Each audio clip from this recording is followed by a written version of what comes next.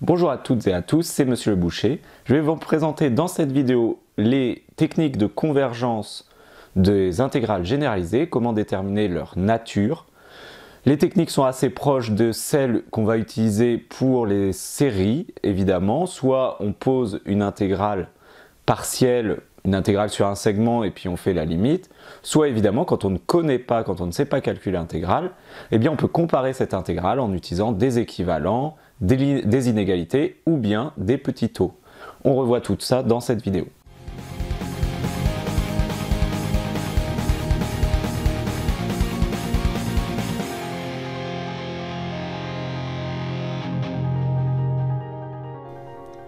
Donc cette vidéo sera assez courte puisqu'elle représente les théorèmes de comparaison pour les intégrales ou comment montrer qu'une intégrale est convergente ou divergente quand on ne sait pas calculer l'intégrale finie qui est dedans. Eh bien, ça va être les mêmes techniques que pour les séries, sauf qu'au lieu d'appliquer ces techniques à des suites, on va les appliquer à des fonctions, mais vous savez que ça marche un peu de la même manière. On va avoir une première comparaison par inégalité, c'est-à-dire si une fonction est plus petite qu'une autre fonction g, que l'intégrale de g converge, alors l'intégrale de f converge. A l'inverse, si c'est l'intégrale de f qui diverge, alors ça va pousser l'intégrale de g qui va forcément diverger. Attention, comme pour les séries, toutes ces fonctions doivent être positives. On a une deuxième possibilité, c'est d'utiliser la négligeabilité, donc notamment les petits taux, les développements limités.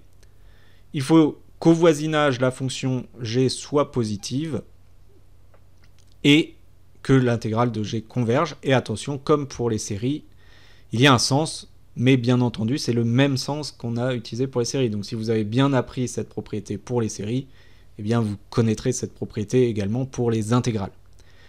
On a également, par équivalence, si les fonctions sont positives au voisinage donc, du point, c'est-à-dire qu'elles ne sont pas obligées d'être positives partout, mais il faut qu'en s'approchant de B, ça soit positif. Ça, c'est pour gérer les cas où la fonction ne serait pas positive, mais très loin du point que l'on étudie. Si f de t est équivalent à g de t, que les fonctions soient positives au voisinage, et que, alors, elles sont de même nature. C'est-à-dire que si l'intégrale de g converge, l'intégrale de f converge. Si l'intégrale de g diverge, alors l'intégrale de f diverge. Donc l'équivalent, encore une fois, c'est meilleur que la négligeabilité, que les inégalités, puisque ça nous permet de savoir à coup sûr si elles convergent ou divergent, vu que on a directement le résultat, en fait, dès qu'on connaît l'intégrale, comment se comporte l'intégrale de g. Mais c'est plus délicat à obtenir, c'est souvent plus facile de faire un développement limité ou d'arriver à une inégalité.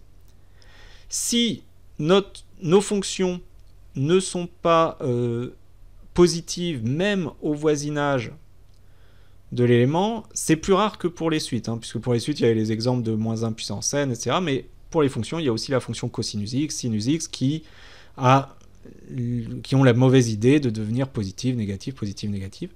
Dans ce cas-là, on va utiliser la convergence absolue. La convergence absolue, comme pour les séries, c'est l'intégrale de la valeur absolue de la fonction qui doit converger. Et si une fonction est absolument convergente, alors elle est convergente, et en plus on a l'inégalité triangulaire.